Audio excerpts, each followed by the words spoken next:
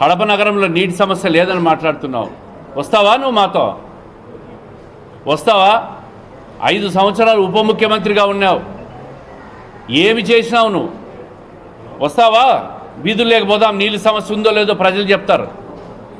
తాగునీటి సమస్య ఉందని మాట్లాడితే సమస్య లేదని మాట్లాడుతున్నావంటే నువ్వు ఈ 5 సంవత్సరాల మంత్రిగా ఉండి ఒక్కరోజు కూడా బజార్లలో బస్తీల్లో నువ్వు తిరగలే. అందుకే నీకు తెలియదు సమస్య ఉందా లేదా అని. ప్రజలందరూ మొత్తుకుంటూ ఉండరు తాగునీటి సమస్యల మీద.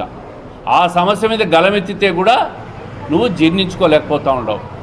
నువ్వు చేసిన అవినీతి, అరాచకం, కబ్జాలు, గాంజా పెడ్లర్లకు మద్దతు ఇచ్చిన మనిషివి నువ్వు కూడా విమర్శలకు పోతే ఇంకా నీకు పుట్టగతులు కూడా ఉండవు.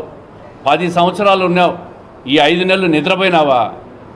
ఇప్పుడు నోరు తెరిచి మాట్లాడతావు.